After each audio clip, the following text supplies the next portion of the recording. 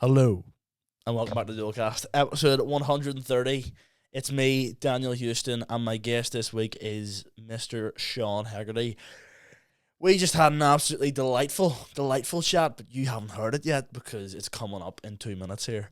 It was fantastic. We talked about gigging over in America with Shane Todd, which he's just back from, his joke book, which is out now in like 15 different languages. Crazy, I'm going to buy all 15. And facing his fears, starting stand-up, just all sorts.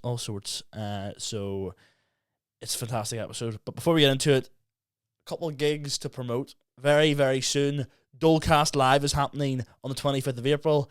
Get your tickets now. The links are in the description. And on the 27th of June, the B Team will be in Limelight too. So get those tickets bought. And yeah, it's going to be a fun time. Enjoy the episode.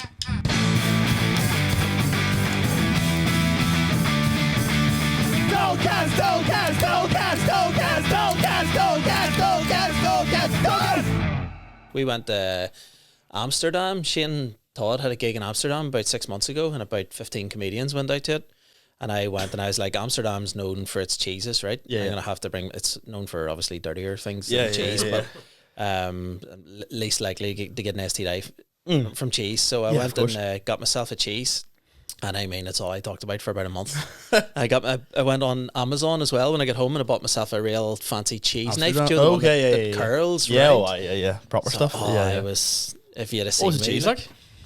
I don't know what it was called. It was just like a cheddar. It was probably like a mature cheddar, but it was smoky a wee bit, and it had like a an orange kind of wee rim crust or something. An orange rim, yeah. Nothing better than the orange rim in your cheese. Like. Orange rim. Sean over to Amsterdam, get the orange rims. You were in America with Shane recently, weren't you? Yeah, we were over last week. What was that like? A week ago yesterday. It was class. I had a great time. We were in California, so California's bigger than the whole of Ireland. It's bigger than probably England and stuff as well. Yeah. I've never seen it on a map, but I was so surprised when I thought like, I'll go to the West Coast and they're all within California, so there'll be less travel. Mm-hmm. All we did was travel, travel and gigs. So it was it's a good time. Like we had loads of fun. Exhausted still. My son's not well at the minute too, and his sleeping's been up the left, and it's weird. He's 14, still wakes me up at night, but just knackered all the time. Yeah, you lads don't have kids between you, no? Not yet, anyway. Not between us as well. Not between us, certainly. But you never know what's cooking. It will be between us. If we have kids. We adoption. Here, never know. We've talked about it before. Like, just skip the first couple of years. Yeah, just go straight into take a 5-year-old or anything above. I will go and just take our pick one day. What age range do you have? Do you know like when you're shopping, you like filter stuff, like you just 8 max price and everything? I would say 8's solid enough that it's not really young, but it's not you haven't lost them yet, so you can still get them into like Star Wars and stuff. You can still be doing. Yeah, how long was the plane to California? 11 hours. Oh, that's a lot. 11 hours to San Francisco. Now, normally I would be like, this is the worst thing imaginable, but I have 5 kids, and 11 hours peace and quiet is like, unreal. Shane sat the whole time. He played Football Manager. And I just went podcast. I was watching the new Liverpool documentary on Amazon Prime. I was being able to watch an episode without having to pause it 50 times because a child's going, can I have this? Can I have that? Will you take me here? Can we go there? Yeah. Can I get a bath? Can I get out of the bath? It's like it just never ends, Yeah. So it was nice to kind of just relax and have my own time. I had loads of stuff downloaded and it was great. You're a Liverpool guy, aren't you? Yeah. Hardcore. What do you think of midweek?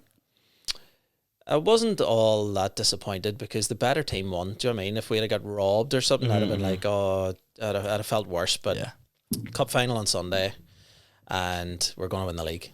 So. Do you know what I mean? Give me that at the start of the season. That's it. What do you think of? Bet your bleep off. What do you think of Slot? I love him. Yeah, I couldn't. He's quite chill. He's quite he's real too G's chill moving almost. silence. He's too chill. I don't know why. It's so weird because he has this almost charisma. Or he has a wee bit of. I'm a wee bit bored sometimes. Yeah. I don't watch many of his press conferences. Yeah. He's very Klopp underwhelming. Always on Klopp. Like, always. Yeah. It's the difference in Trump and Biden. Do you know what I mean? It's like now we have Biden. Yeah, sleepy Slot. And you just never hear from him. But then, obviously, with Klopp, he's in the headlines at least here 2-3 times a week. But, yeah, good times. Nobody could have predicted. Who do you guys support? Where I'm Liverpool man. I don't like football. My family are from Liverpool, so they would be big Liverpool guys. Or the default, I would go Liverpool, but I'd no interest. I'd follow the rugby and then go to sleep. Yeah. You know what I mean? Nothing else. You're loving that Hearth gig, like that live rugby podcast. Like you're all over it. Great times. You're all over it. Were you there? Were you? I was doing a wee bit of recording, and then I was walking around shaking people's hands, be like, "Hi, I'm Daniel's producer," like as if that doesn't mean oh, look at this guy, 40 gigs under his belt. So was this your gig? Did you put this on or what? No. This was just like they had messaged and was like, "Can my you?" My memory's so bad. No, they were just like, I don't know who books me for anything, because they'd asked me to come on their podcast, and I was like, "Yeah, happy days." And they were like, "Do you have a lot of rugby knowledge?" And I was like, "No." I mean, I can come on and tell, like, I played rugby in school, but that's probably the height of it. Like, but what was it like? Because I know you went over to New York a couple months ago as well for gigging. Yeah, what's it like over in America? In New York, it's weird. It's hard to get used to because I grew up in a wee council estate. Yeah. In Lurgan, and getting up the town was whoa, this is unbelievable. Look at all the cars. Yeah. So going to America for me growing up, like my favorite movie growing up was like Home Alone 2, and I just buzzed off the idea of going to America. I thought I was going to marry someone in America. I thought I was just going to move there, like as in a pipe dream. Like it was never actually going to happen, but in my mind I was like, I'm going to go to the summer camps and help out. And I'm going to meet the love of my life and all this spring break and all that stuff. Yeah. And didn't turn out like that at all. The first time I went to New York was on my honeymoon. Me and Diona, about 8 years ago, I think it was now. We did a couple of nights in New York, and then we got a Caribbean cruise down to a few of the islands, and we just had the best time. Still haven't been over Christmas, which I'd love to do. Oh yeah, we went to New York last February, so like it was still snowing and stuff, but it was obviously out Christmas. But it was just like it's huge. Like it's just like you could walk for hours and you'd never like scratch the surface of it. Yeah, it's good though when somebody goes, "Oh, it's 32nd Street on 10th or something," and you're like, for a wee Lurgan boy, you're like, that's are you playing countdown here? What's going on? No idea. Like. But then when you actually look at the map and you're like, okay, you literally count 32 across and go up 10, and it is that easy. It's not bad. What's gigging like over there in terms of like the actual stand up? It's different. You watch some of the lads on TV and some of the girls, and you're like, us lads could clean up over there, with our mountain of material because we're in such a small place. Yeah.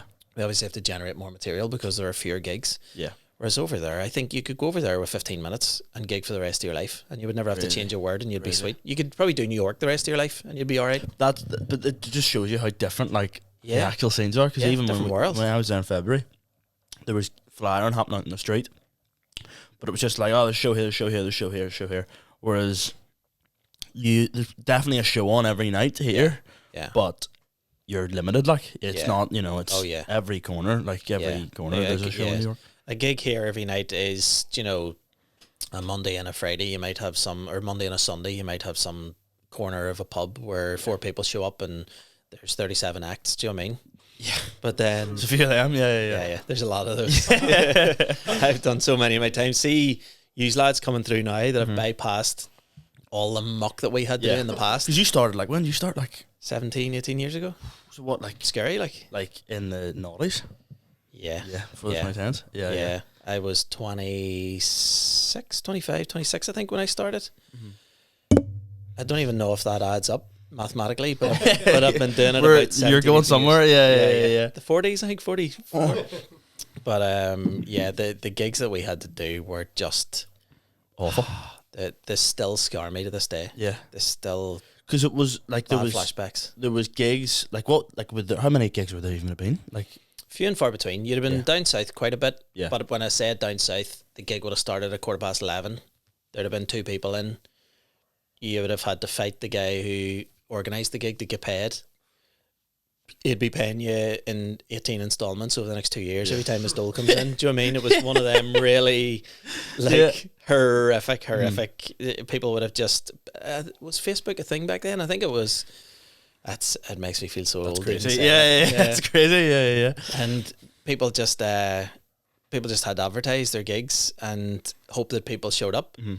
And there was no way of knowing. Most gigs were like one-offs, not like Lavery's where you go, it's Wednesday night, I'll go to Lavery's because I know it's on. Yeah. It's like this was just a Thursday night in somewhere in Drogheda or somewhere. Because was there lots of people doing it? Because obviously there's loads of people doing it now, but was there as many?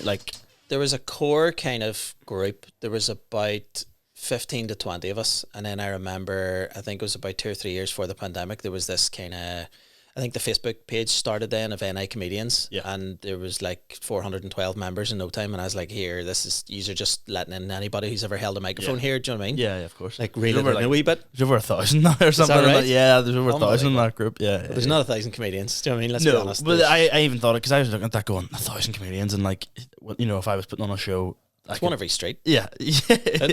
Well, New York, you don't know, like, but it's one of those things. I was like, if I was putting on a gig, like, how do you, like, I was looking through the list of people and stuff, and I was like, there's probably 500 of these people that don't gig, like, or have gigged once and are in, and that's you know, they've done the pavilion once, and they're like, that's me in the group for life now. But I think as well, what they do is, if someone's organising a gig, or some restaurant or bar owner wants to start a gig, and they don't know where to go, I think they talk to a comedian. The comedian goes, here, I'll put you in the NI comedians group, and then just ask or just post about it. And then that's how it probably snowballs from there, you know. Yeah, thousands. Yeah. But here's class for comedy. I'm sure you agree. Like, it's like unreal. So welcoming too. Do you think it's such a community about the whole place? 100%. Because I started in April, but I can't remember when. April just gone? Yeah, April just gone. So, like, you know.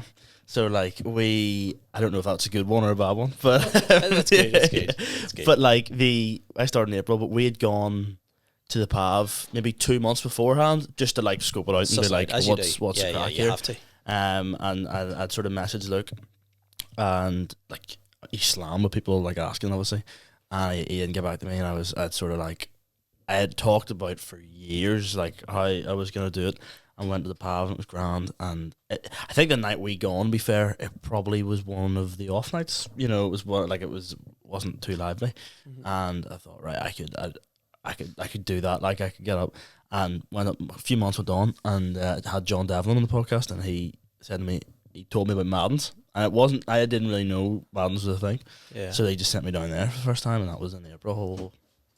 Yeah, April last year. So your first gig was in Madden's, was it? First gig was in Madden's. Last gig I did was probably in Madden's as well. Yeah. It's good though. Madden's is great. It's a great place, isn't it? Yeah. Like, I wish more people could go to it, but it's great that you can just literally message on a Tuesday. Yeah, I don't think you have that luxury, do you? But it's great that we can just go. Yeah. But you've gone through the muck, like, you've gone through the muck. You have that privilege. Like, Madden's wouldn't be there if it wasn't for us. But it's nice that you can just go, can I come down and try some stuff? Or Joe, if you're on the Empire too, you can double up, or you can try and get a wee open spot in the Empire too. I know this is such a token question, but like, do you remember your first gig? Like, what was your first gig like? So I worked in a nursing home for disabled adults for about 6 or 7 years, and I worked night shift. So every night that I would go in, I was one of the first few people to listen to podcasts and to start a podcast over here. I'm near certain I'm one of the first. Yeah, and I used to listen to them every night, and there was a channel on TV, E4. Yeah. I'm getting on here now like I'm 19 or 12. You're this thing, Netflix. It's mad. It's on the computer. So I used to listen to E4 had podcasts live from the Edinburgh Fringe every night, but it was like they did a compilation show or whatever, and then they mashed it all up and they would release it the next day. And I would go into work every night and I'd be buzzing to listen to them. So I listened to them all after a while, and there was people like Andrew Maxwell and Tom Deacon and Jim Owen and people like that. And I got to a point where I was like, they had some brilliant comedians on, but they had some crap ones on as well. And I was like, here, I could do that. I could try and get on one of those podcasts. So what I did was I started to piece together just material, anything I got out my BlackBerry or whatever it was, and I sort of wrote down, your rocks and your chisel. Like, that's it. I started scraping how many days it was to my first gig. Yeah, and then I booked the Edinburgh Fringe. Before doing any gigs? For me and my brother, before doing any gigs. And I wanted my first gig to be over there. Nice. I was like, this could be, this is Disneyland. This is like growing up watching Mickey Mouse all your life, and then you're going, you go over, I'm going to go to Disneyland. So I booked to go over the Edinburgh Fringe, and I says to my brother, and he was a big comedy fan as well, and I was like, we'll go over, there's like 2 for 1 days. I'll pick a comedian, you pick a comedian, we'll go to a few shows. And we got over, and when we got over there, I says to him, I've actually booked a gig. I'm going to do a wee spot at a gig. And it was like, I'm going to say 2:30 in the morning. It couldn't have possibly been that, but in my head it's 2:30 in the morning. And it was in the Meadow Bar, which is like right at the back of the Edinburgh Fringe Festival. And eventually my name was called. I got up. My mouth was the driest it's ever been in my life. My legs were shaking. I was a trembling mess. Did about 3 or 4 minutes. People in the audience were asleep. It was like really, it was the worst thing imaginable. Yeah. It was no, Joe, when you go home and you say to people that did the Edinburgh Fringe, and they're all, wow, you're now a celebrity. And it's like, it was the opposite. It was the worst gig imaginable. And I was so disappointed in myself. And my brother was all, well, at least you tried it. And I was all, no, not at least I tried it. I'm doing it again. I'm going to try and get a spot somewhere the next night and redeem myself, because I've now got the nerves out of my system. I can now go and do an actual real first gig. So it was technically my second gig, but I went the next night and I did, I think, 18 minutes or something. Wow. I was only meant to do 5. Wow. And 𝐿𝐿𝐼𝐀𝐋𝐒 was in the audience, and I'm near certain Jack Whitehall was in the audience too, but I could really tell 𝐿𝐿𝐼𝐀𝐋𝐒 because his laugh was so distinct. And it wasn't that I was making him laugh or I'm going, oh, I made 𝐿𝐿𝐼𝐀𝐋𝐒 laugh. Yeah. He laughed at everything anybody said. So that almost like spurred me on. Every time I heard a laugh, I was all, I'm going to keep going and tell more of my material. Yeah. So I did about 18, 19 minutes and came off, and I was buzzing, came home. I think I posted on Facebook or something, and then the Lurgan Mail got wind of it, and they were like, oh, do you want to do a story about you doing nice. Your first gig at the Edinburgh Fringe? Yeah. Then I was friends with the band Captain Kennedy, and they were like, oh, well, here, why don't you come and MC our show? Yeah. And you can tell a few stories or jokes in between our songs. So I did that, and then it just kind of took off from there. Different people were booking me to go on before bands and to present before bands and tell a few jokes, and it just kind of snowballed in. And when I first got into stand-up, my aim was to just do the Empire and do 5 minutes and have an audio recording of me saying stuff that I'd come up with and like hearing the laughter. Yeah. And that's all I wanted. I was like, if I can do that, I'll stop. Yeah. Did that, and then I was like a crack addict. I was like, I need more. If I can do 5, I can do 7. If I can do 7, I can do 10. If I can do 10, I'll get paid. If I get paid, I can do 20 and get double the money. Yeah. And that's how it was described to me when I started, was like, as soon as you get the first laugh, it's like crack. And I was like, but I remember on the day of my first gig, even like it wasn't booked, I think even in my head, the admin of going down and being like, right, I need to, before I even worry about telling jokes, I need to go down and get a spot, like secure the spot.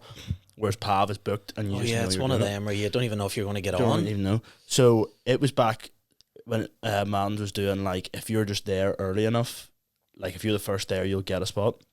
So like the show didn't start at 8. I think I was down for 5 o'clock that day, and like was sitting outside, and there was no one else there, and I went back into my car and was just like, I might pack it in. Like there's no, like, this is stupid. And John Devlin texted me, was like, I'm here. Like, are you coming down tonight or what's the crack?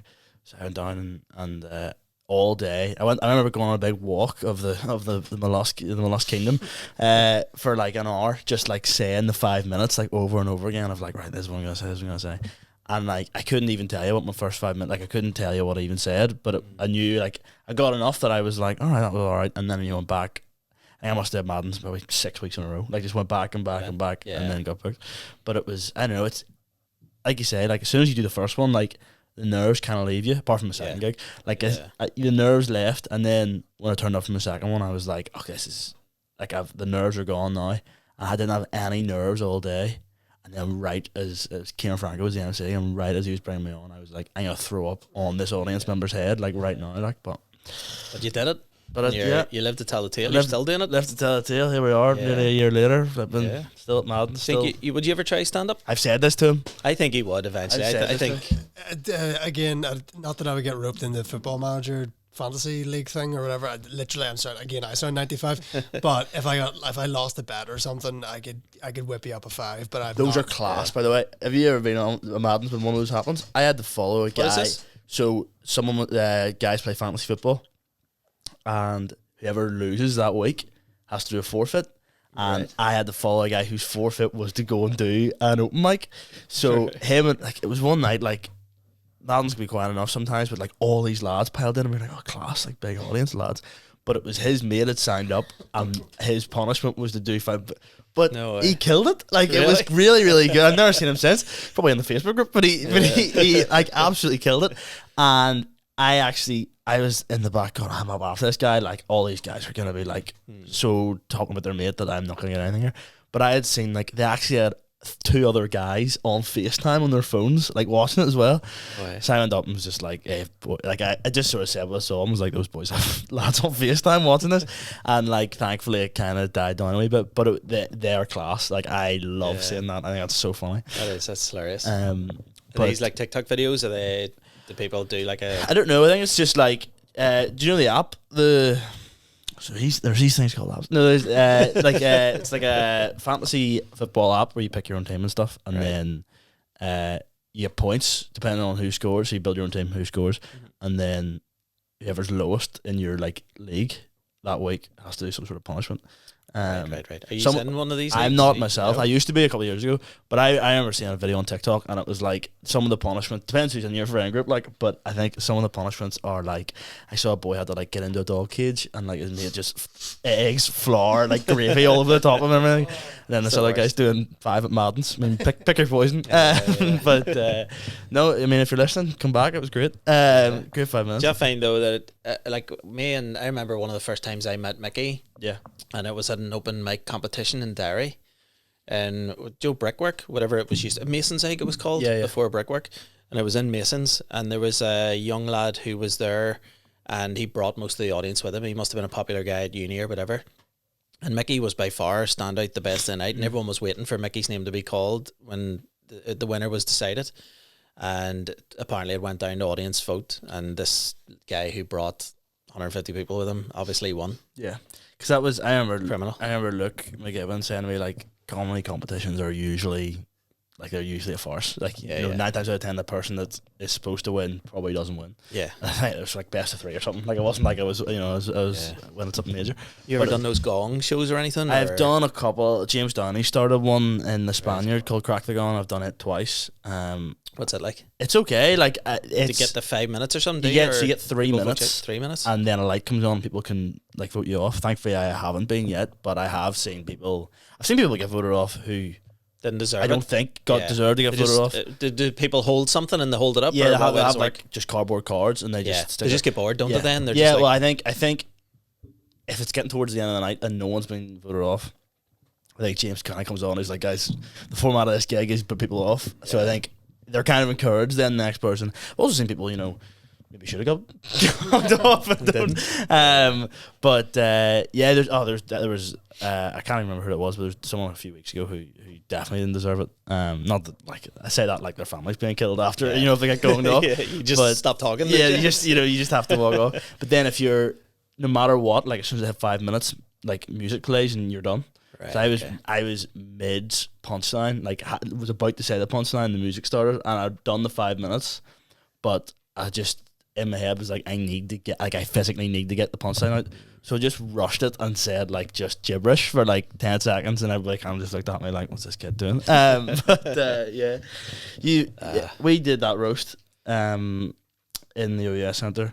You roasted Talal. Yeah, I mean, I got the easiest target, I think. Do you know what I mean? A Northern Irish Muslim. It was like, I was like, putty in my hands. I was like, this is the easiest thing imaginable, and the worst thing was, for him, he got me. Yeah. Whereas I'm just like the plainest guy. It's like, how do you roast me? Like, it's just, what could you possibly say? Like, say whatever you want, but it's like, it doesn't really mean anything. Whereas I feel like I could physically hurt him, with the stuff I said. Like, got to the stage where your time was up and he was like, I've still loads of roasts here, guys. I got 3 pages worth. I'm just going to keep going here because I need to tell these jokes, otherwise what was the point in me writing them? Have you done many roasts?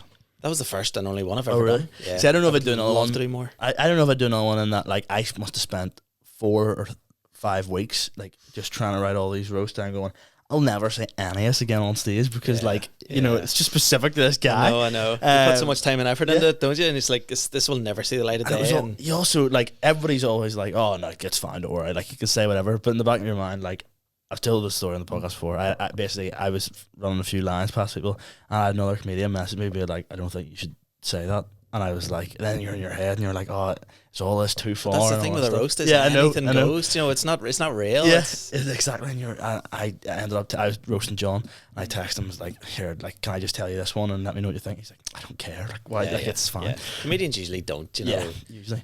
But what was the joke? Can you? Yeah. It was John's friend had been killed in a car crash. Okay. So I can understand why someone messaged me. No. he and John has quite a curved back, and I basically said, like, when John was a teenager, his best friend was killed in a car crash. But if you looked at John's side on, you'd think he was the one that was folded in half. But I told someone that, and a few people were like, "Oh, that's great." And then I got a message, and someone was like, "Don't don't say that. And I was like, oh, should I? Should I? So I ended up texting him and was like, what do you think of this? And he was like, no, you're fine. Like, don't worry about it. John has a whole bit about his back now as well. So Give him all his material. So does he mention seahorses at all, does he? What is it? Does he mention seahorses? He should, like. He actually, then I only found out afterwards he has a condition. But don't we all? Oh well. Yeah. Every comedian does. Yeah, have kids that's making this. All 1,000 of us in that Facebook group. You started a new thing as well, a new series you're doing where you're like facing your fears or something. Yeah, it's just something I wanted to do because I sort of feel like for ages I've just kind of lived a really comfortable life, you know, and I've never every day is the same, and in the sense now I mean a comfortable life, like I get on stage and I tell jokes in front of 50, 100, 200, 500 people, whatever. So there is that kind of scary element to it, but I'm used to that now. Do you know what I mean? And I almost feel like I want to test myself and I want to push the boundaries a wee bit and see what I'm capable of doing. And I put the first episode out last week. I have another one that I filmed just with Shane when I was away because I thought to myself, I never do this. Shane posted in our comedians group on WhatsApp and he was like, does anyone want to come over and do a few spots in America? And when I see stuff like that, I'm like, well, I'm ruled out because I have wee kids and, I have gigs and whatever. And I looked at my schedule and I'm like, I'm actually not gigging. Yeah. And then I says to Diona, I was like, here, would you mind if I actually went over to America and did a few spots? And she was like, work away, do whatever you want. Yeah. And I was like, sweet. So the only time I was able to go was like these 5 or 6 days. And I messaged him and he was like, oh yeah, but that'd be unreal. Like, come on over and we'll have a good time. And so one of the episodes is about me, obviously, but it's not as crazy as me jumping out of an airplane. The first one was you jumping out of an airplane. Yeah, last week. Setting the bar very high. I know. Should have saved that for the last episode, shouldn't I? And the first one is I go for a walk on my own at night in Lurgan. What's the scariest thing? Yeah. But so I put the first episode out. I literally was hemming in hand for about 2 weeks. I was like, I'm petrified of heights. Like, there used to be diving boards in Portadown Pool that we used to go to when we were kids. And when my kids were a little bit older, I took them, and every like Saturday night between 7 and 9, the diving boards would be open. Mm-hmm. And my kids would go right up to the top and just jump off like it's nothing. Whereas I'd be on the bouncy one and I'd be all, no, I'm all right here.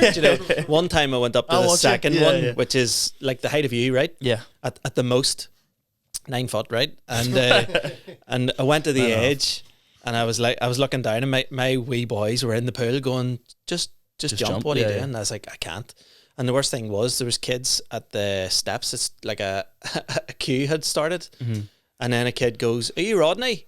And I was I felt so vulnerable. Me standing in my swimming shorts, afraid to jump off the second diving board. And then these kids were all, it's not good, and shouting. And I was like, you can't jump. And the worst thing was I had to come back down and be like, excuse me, please, excuse me, and like go down them all as they were waiting on the steps. And it was the worst. And that's how fearful of heights I've been. Like 9 or 10 foot. Yeah. So I got to the point where I was like, I need to do something really, really big here, because I used to be like, I never thought I would be a comedian growing up. If you'd have told me when I was a wee boy, this is what you're going to do, like I hardly spoke growing up. I was really shy. I was like excruciatingly shy. So I've almost always been in a mindset where I'm like, I'd love to get one over on my own thoughts or my own brain and just try and achieve something big and prove to myself that I can do this. And I remember one year I was doing a water sports course to be a water sports instructor, and it was over 6 months of the winter. So you trained all winter, and by the beginning of the summer, you got a qualification in loads of water sports, and then you could work in the water sports centre in Craigavon. They employed you like for every summer for X amount of years. And I remember halfway through my course, like my brothers used to film like wee videos for, I think they were for YouTube, but like 15, 20 years ago. And they used to go and just jump off bridges. So they would go to like Tullymore Forest and go up to like a 30-foot drop and just shout and jump into the water. But I'd be always the one filming it, because I was either I hated cold water or hated heights. So I always did the sort of filming and stuff for them. And I remember one day, like, because part of the course we had to get in the water every single day of the winter. So I remember there was times we were kayaking. This story has gone about 10 different directions, but I'll reel it back by the end. I remember in the height of the winter, there was like this much ice, which anybody who's just listening to this what's that about? If Diona asks, it's 5 inches, right? But it's what, about 2 inches? And there was about 2 inches of ice on top of the water, and we used to have to break it with our helmets and our oars or paddles before we could go under the water. And we used to do Eskimo rolls and stuff, kayaking, and we used to go sailing and things like that. Yeah. And I remember halfway through the course when the winter was starting to get really rough, and my brother and my dad, I overheard them talking, and they were like, he's never going to complete that course. Like, you know, he's a bit of a pussy, you know. And I was like, right, I'll show you then. So I made sure I completed the course and blah, blah, blah. And I was like, yes, you know, 1-0 to me. And it kind of just went on from there then of me trying to do things I couldn't do or didn't think were possible. So, yeah, it all just came down to, I thought, if I'm going to do it, I may as well do it right. There's no point in me, you know, breaking into Portadownpool because it's been closed 5 years and jumping onto the ground. Do you know what I mean? Break your legs. Like 9/11. Do you know what I mean? So I was like, there's no point in me doing that. So I'll book a skydive. So I went online and I think it's Skydive Ireland, I think they're called. It was like £300 to jump from 7,000 feet or 350 to jump from 15,000 feet. And I was like, the cheap to me was like, for 50 quid, I may as well get the most out of it. Do you know what I mean? Yeah. So I did it, 15,000 feet, and didn't think about it the whole time. Got up to the very top, didn't think about it. I was like, all right, just one thing at a time. All right, I have to get the helmet on. Now I have to get in the plane. Now the plane's going up in the sky. And then they just opened the shutters as if it was the Spar opening at 6 a.m. Do you know what I mean?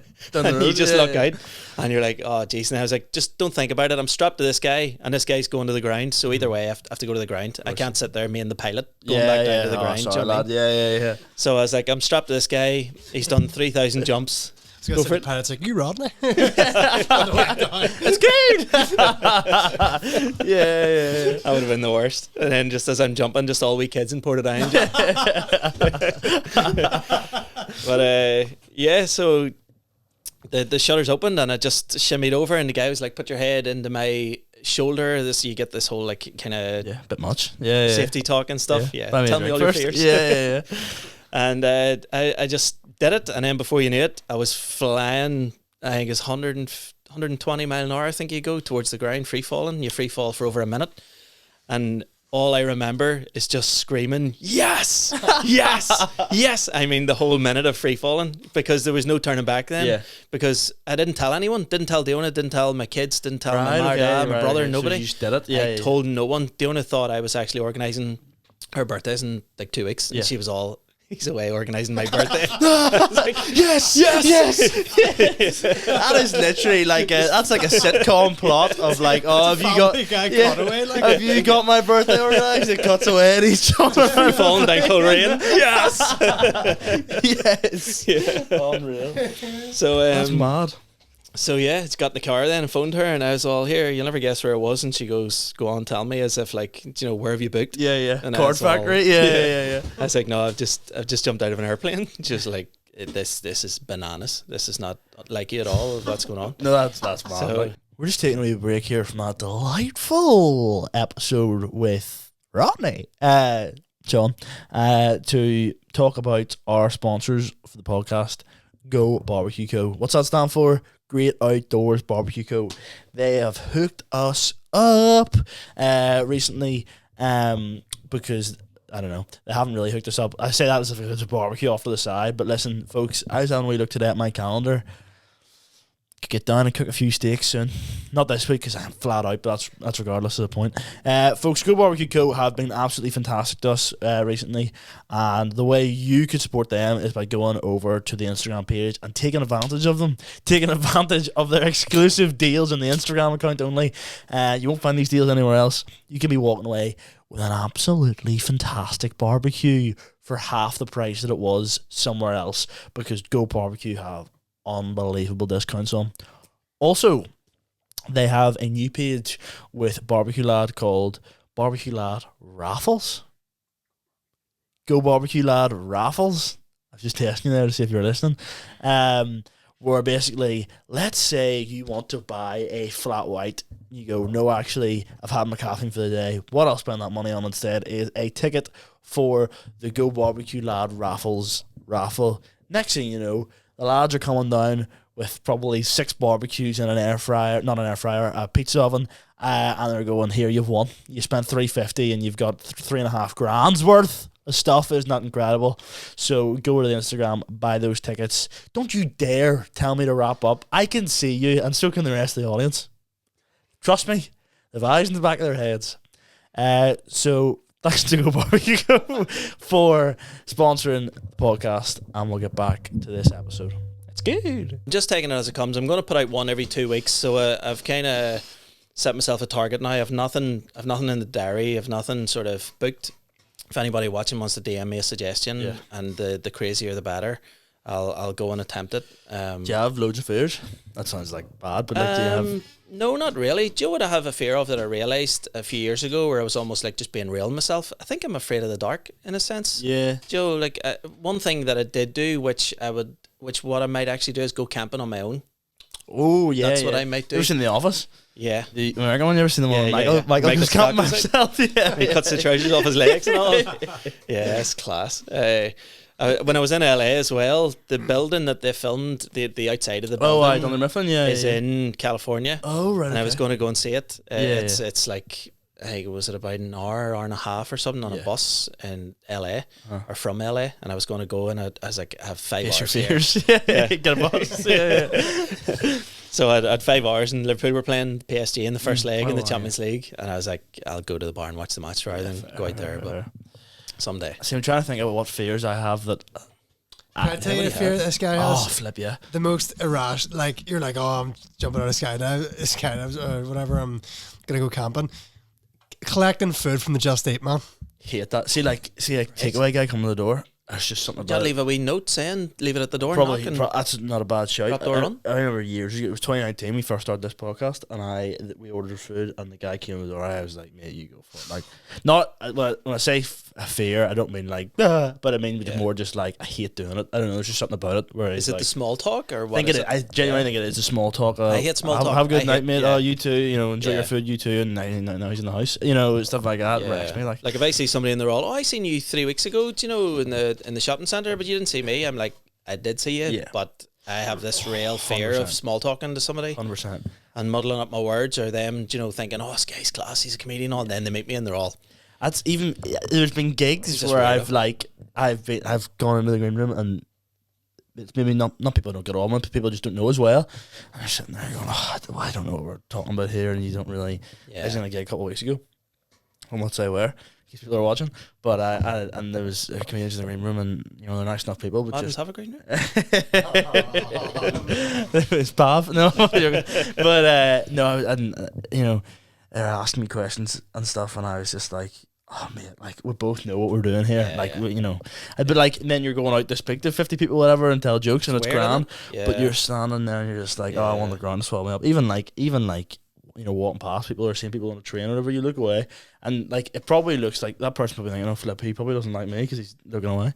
But it's more just like, I don't want to have the small talk. Yeah, it's the worst. The silence as well in between the small talk is the worst. That's when you're like, here, think of something to say, and then you get to the point where you're like, say anything. I posted that TikTok last night, and it's doing well views-wise. Someone commented underneath, this guy looks like the hunchback of Notre Dame. So cheers for that, whoever that was. Do you know what the guy's profile picture was? Keep calm, Northern Ireland is British. Cheers, mate. Sound. You're a cool guy. 0 followers, 8,000 following. Really, one of them ones. But here, speaking of Rodney, when did that start? Because there's one for you. I was in primary school, and you were on Cool FM as Rodney, I think it was. You were in primary school? When I was in primary school, and you're doing I don't know what it was you did in Cool FM with Rodney, but it was some sort of thing like that. Yeah, I went in for I think it was like an hour or 2 hours. I think it was 2 hours on the Cool Saturday show, and they had like a 4-hour slot. I think it was between 10 and 2, and I came in and did like 11 to 1, and just sat in the studio with them and just kind of like told jokes and told me stories about, what my drive down there and whatever, and then we did this thing like a freestyle. Did you hear that? I think I do remember this. People suggested like random words or objects and things, and then I would do like a wee 30-second rap over it. Was there ever one of those like, can you freestyle, or was that the sort of thing you were getting those and you were going? We behind the scenes for you, right? We BTS. None of it was. People would send them in, and then Stuart would sit across and he'd go bananas, and I'd be like, right, okay, and then I'd write something for bananas. and then he'd go school uniforms, and I'd be like, right, school uniforms, and then he'd give me 3 or 4.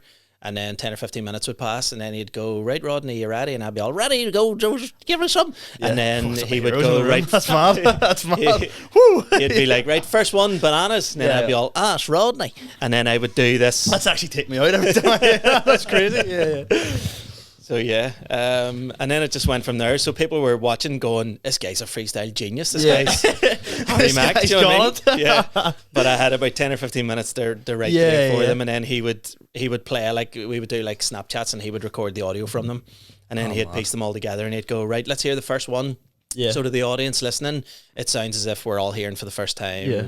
School uniforms. Is Rodney the sort of thing that, like, do you get sick of it, or is it the sort of thing? Because I know you don't really do as much anymore, do you? Really? No, not really. I kind of just got bored of it. I remember I was doing people's weddings. I was doing. As Rodney? Yeah. People were booking you for weddings as Rodney. Yeah, I would come and do like the. I suppose I have in my head that it was more because the only time I really heard it was in the mornings on the radio, or whatever, as a child. So in my head it was like it's more children's character. But then I remember, it became that almost because I went down the parody kind of road. You know, I bought your song actually. I think did you the Christmas one? I had that on iTunes.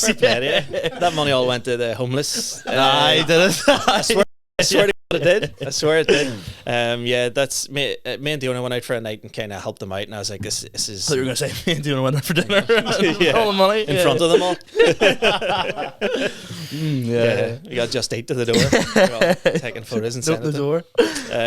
So yeah, it got to the point where I was just doing parody songs, and then I think all kids in schools, when they had the interactive boards, you know, when blackboards kind of became redundant, those ones, people were like, right, what do you want on YouTube? A lot of kids were suggesting Rodney songs, and kids knew every word, and then I was like, how can I capitalize on this financially? And I thought I'll make my own joke book. So I made a joke book then. I did a wee schools tour, and me and Diona went around all the schools, and she sold the books and stuff for me. She wouldn't do it now for me. Yeah, flip sake. But she would kind of book all the shows and stuff in and sort of manage everything. And then I would like go, and it was under the pretense that I would go do a 10 or 15 minutes performance for the kids.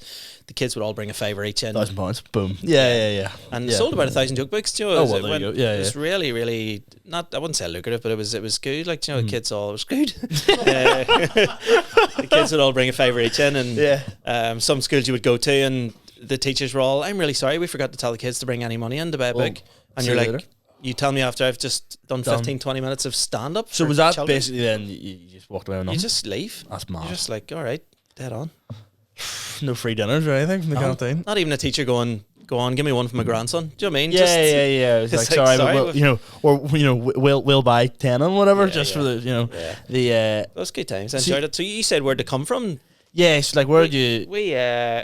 Colin Gaddis started a YouTube series called Sketch Job or something like that. Right, okay. Is it Sketch Job? Hack Job? No? No. Something. It was something like that. Yeah, find out for me, will you please, if you don't mind. And I literally walked around my house one day, and the kids were all at school, and I had the house to myself, and I was like, I'm just going to try on loads of different clothes, do loads of different voices. As you do.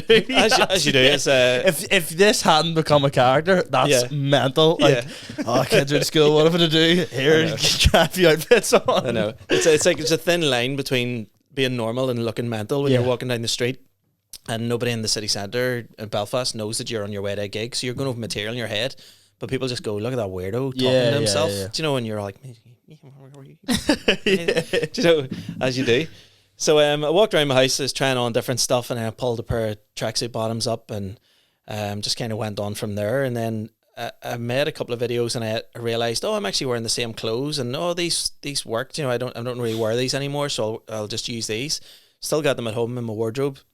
One's a t-shirt from, what do you call the place? Heaton's department store, which is no longer with us. And the bottoms are like Sports Direct, like Slazenger or something. So they're like awful, terrible, fashionable clothes.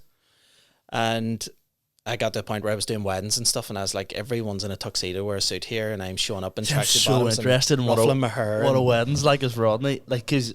But this would have been before it sort of became like a children's character. Yeah. I think this has been Mandela affected. I think does not exist. I actually think I heard Colin on Bomb Squad the other week saying he privated a load of stuff. So I think that could be part of it. Could be that, yeah. So did you start that because of, like, did you see like what Colin was doing and go, maybe do more characters and stuff? I knew, well, I think Colin had obviously Barry the Blender. Yep. And I think, did Shane have McGoldrick at that stage? I can't remember. And I was like, these lads are all selling tickets because they've got a character. I was like, so I think the thing I need to do here is develop a character. And because Colin was going, lads, just send me whatever videos you make around the house or whatever you want to send me, and I'll piece it all together. So he was doing like a compilation almost. So there was about maybe 8 to 10 of us just all sending him stuff once a week, and he'd piece it all into like a 10-minute kind of sketch show and just post it on YouTube. And I did a couple of different characters, and I think that one was the one that kind of resonated with people. And I got to the point, it was almost like Kevin Hart's story, where he went to comedy clubs and he would take everybody's email address after, and then the next time he was in that area, he would email them out a month before, and then people would all bring friends, and then he would get all their email addresses, and then he would build up this big database. Well, I did the Lurgan version of that, where if people tagged their mates on Facebook underneath the video, I would write down all those names, and then the next time I'd post a video, I would very good tag all those people underneath it. Very good. Going, here's the latest one if you fancy it. Yes. And then it got to the point where I had 2 or 3 pages of names, and I was like, I need to make a page here and invite all those people to just like the page, and then all I have to do is just post the videos.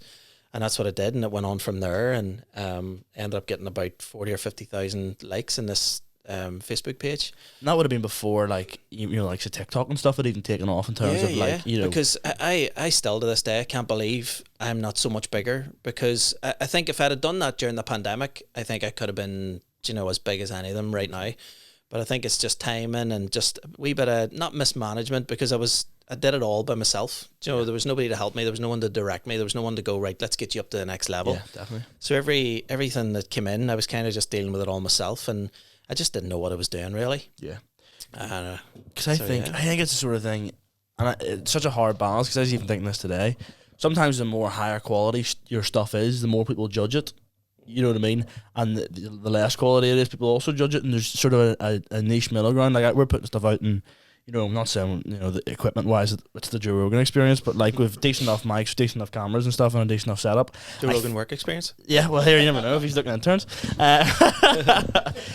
I just got that, but don't worry about it. But a guy commented on TikTok or whatever today, being like, the government need to ban podcast equipment or something like that in one of the videos. But I think it's the sort of thing, like, the more higher quality something is, the more people pick it apart sometimes, because they're like, well, if this is, it needs to be great stuff. Where, if it was just a video of me without a microphone and without, all this equipment saying the same thing, judgy. People are less judgy, and it's just, they know it's just a guy with a phone. Yeah. So I think Rodney and stuff like that's probably similar, and like, you're not shooting on the best cameras ever and all this stuff, but you're also, I did it all myself. I filmed everything myself. I edited everything myself. I almost sort of prided myself back then, because I wrote the parodies myself.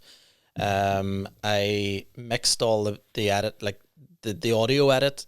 Then I made a music video. Then I edited the music video. Then I put them together. Then I posted it online. Then I did all the marketing and contacted Belfast Live and whatever else to try and sort of boost things. And it was a full one-man operation. But then that's what we all are now. Do you know what I mean? We're all... That's it. I mean, when it comes to being a comedian these days, I think this thing is sort of like, you have your stand-up, but you need your podcast, or you need your videos, whatever it is. Outside of that, it's almost... sometimes not enough to just tell jokes on a stage anymore, because there's people that will then post a video and do 10 times better. That's it. Whereas you used to, like 15, 20 years ago, all you needed to be was a comedian. Yeah. All you needed was to write good stuff and get up and tell it well. And that's it. Naturally. Yeah. Now people don't understand the amount of things that we have to do to make it as a comedian. Yeah. Because it's so oversaturated now as well, in terms of just like, there's, with the likes of TikTok, there's so many people posting so many things, but back when you first, started Rodney or whatever, it might have just been you, Shane, Colin, a few others that were posting stuff from here like that. So, not that it was easier, but like, there isn't thousands of other people competing, whereas now there's people now who are full-blown celebrities over here. Yeah. And I've never heard or seen of them or anything. Yeah. It's like it almost feels like it's a generation below me now. Yeah. Do you know what I mean? And it's also so easy. It sounds stupid, this is me getting deep. It's so easy to give the wrong people sometimes as well a bit of fame. That are just they've just posted a video on TikTok because everybody else is doing it, and it gets 50,000 views or whatever, and the next thing you know, this person's like, oh, right, here we go, and it's maybe someone that doesn't have the passion for it, but just the way it works these days, anybody could sort of be boosted through. But then that's also a good thing, who's someone who's sitting in maybe a job that they hate, and they're miserable and they're sad and whatever. The power that we have in our phones nowadays is absolutely unbelievable. It's a full production team in the palm of your hand, and it's up to us what we do with it. And I think one of the best things you can do is completely forget about your audience and just go, what makes me laugh? What do I enjoy? What do I enjoy watching? I'm going to make stuff like that, and I'm going to post it online, and then just the comments don't matter. Do you know what I mean? Because I even was thinking, it's funny you bring the sketch thing up, because I'm trying to start a thing at the minute where I'm banking a load of sketches, so I'm recording a load of sketches. I'm trying to bank like 5, and then I'll start putting them out every Sunday, one a week. Mm-hmm. So like, you've something else that isn't just a podcast, because sometimes it's I think I'm a firm believer in that you still need a character, you still need like a wee sketch every now and again instead of just pure podcasts. It's weird because you almost feel like the algorithm and what people tell you on social media changes all the time. Like, you look at where it was just like quick stand-up clips about 2 years ago, then it became sketches, then it became podcast clips, then it became crowd work. Yeah.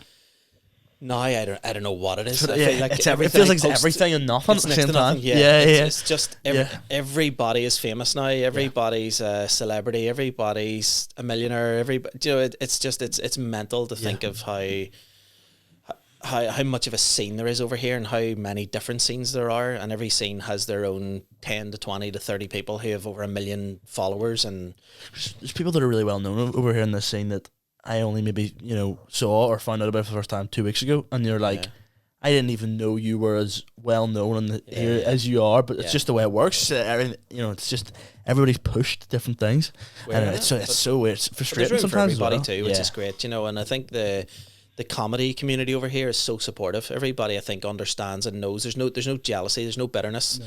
Anybody doing well obviously helps the scene, which means there's bigger gigs, more people coming out. Since the pandemic, it's been unbelievable. We're the new rock stars over here, Was there any fear during the pandemic that what if this kind of kills stand-up in any way? Yeah. I remember being back in comedy clubs, just being like, this is so unbelievable, because I never thought we would ever get back to sitting in a crowd telling jokes and just being normal. See, the first time telling jokes and you look around and nobody has a mask on and everyone's sitting less than 2 meters away from each other. It's a different world. It's almost like this couldn't be real. Like you're watching a movie, like watching 9/11 happen, and you're just like, no, that's that computer generated effects. Yeah. So it's weird, just kind of coming out the other end of it, and just I think it's give everyone a real appreciation now of just the scene and the community, and everyone's friends with everybody. There's no backstabbing.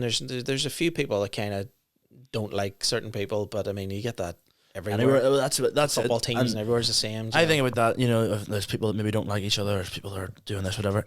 No matter what industry you go into, there'll be people that are just like, oh, that's just the way it is. And but me, Shane, Colin, Mickey, 2 or 3 others, we all started around the same time. I think me, Mickey, and Shane started. I think Colin got into it a year or 2 later. I remember going to a gig in Newcastle, and Mickey goes, "We're going to pick my mate up. Barry the Blender," and I was like, "No, I don't know what that is. I don't know who he is." Mm-hmm. And he goes, "Oh, he's like doing really well on YouTube." And then we stopped in Belfast City Centre, picked up Colin, went out to Newcastle, and then they were saying Colin's going to do his first gig in a couple of weeks. And the guy got wind of this, whose night it was, and he goes, "Barry the Blender's in with us. Come on up, Colin.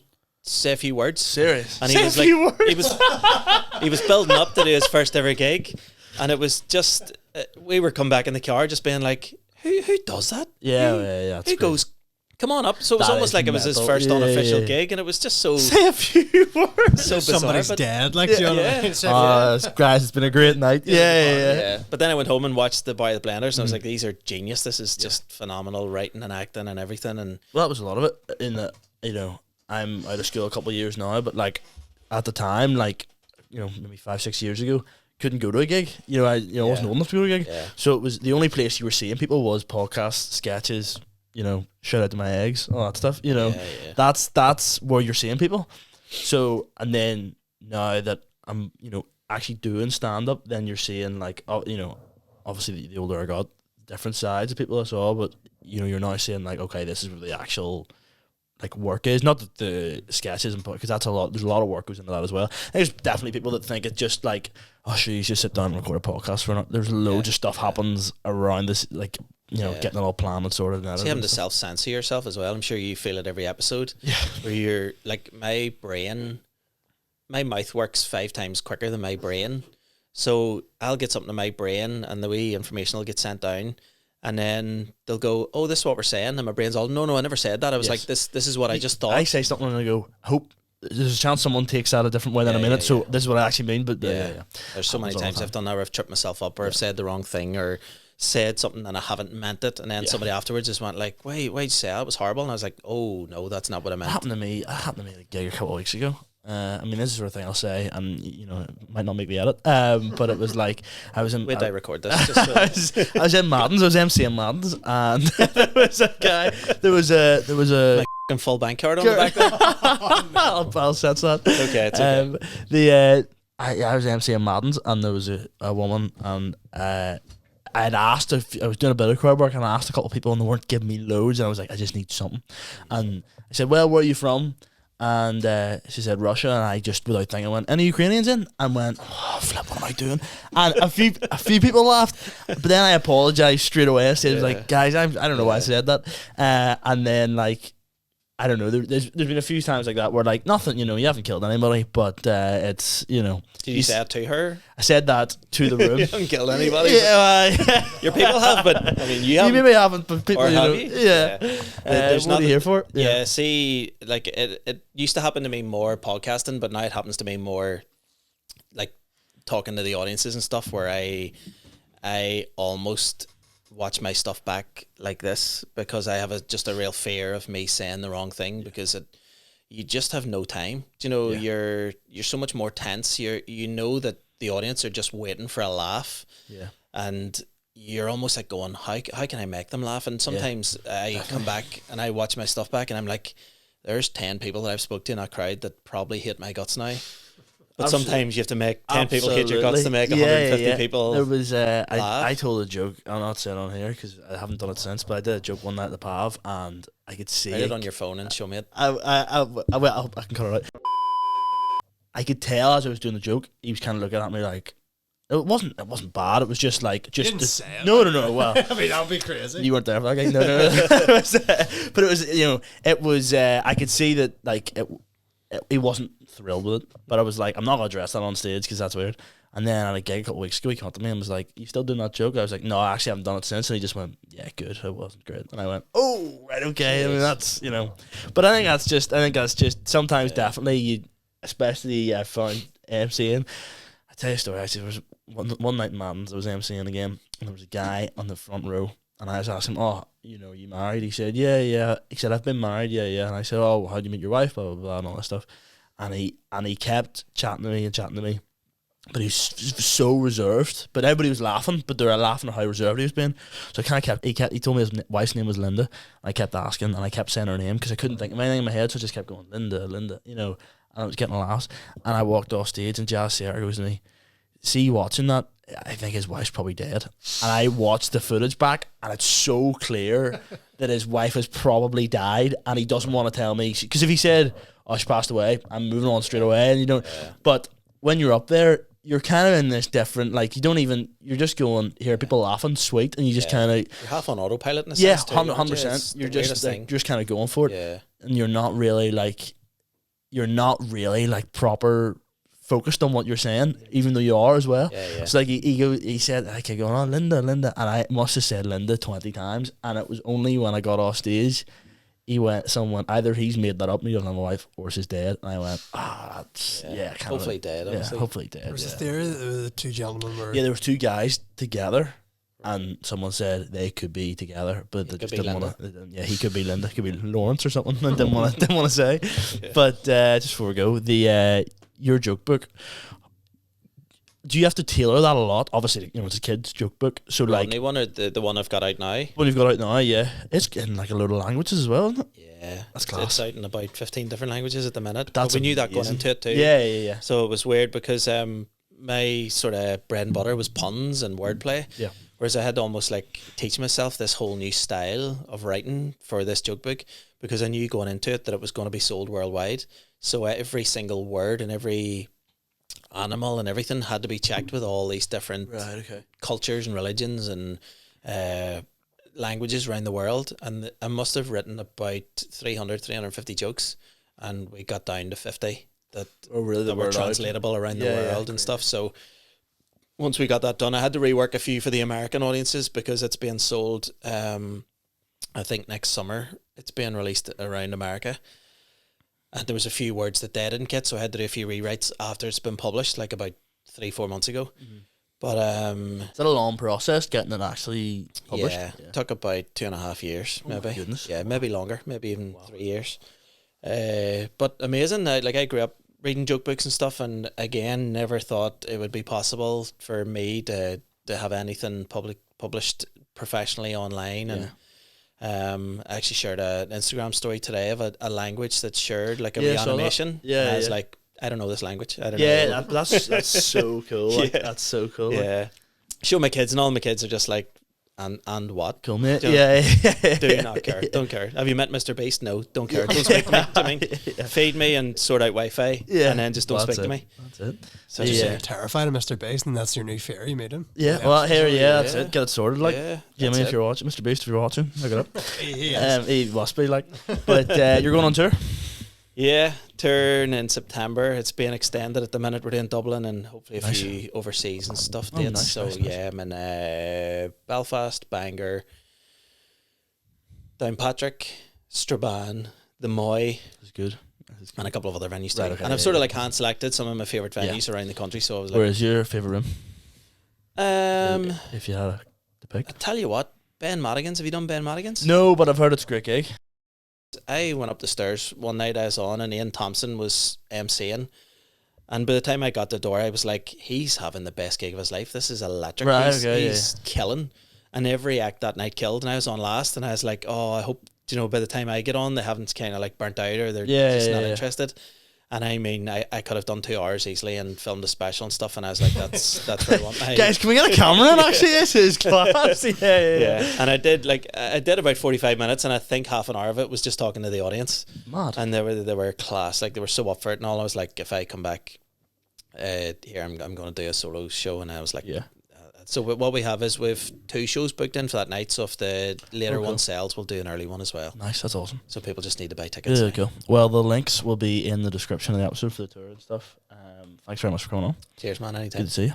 And we'll be back next week with something. Who knows? But thanks very much for coming on. No problem. See you later. Goodbye.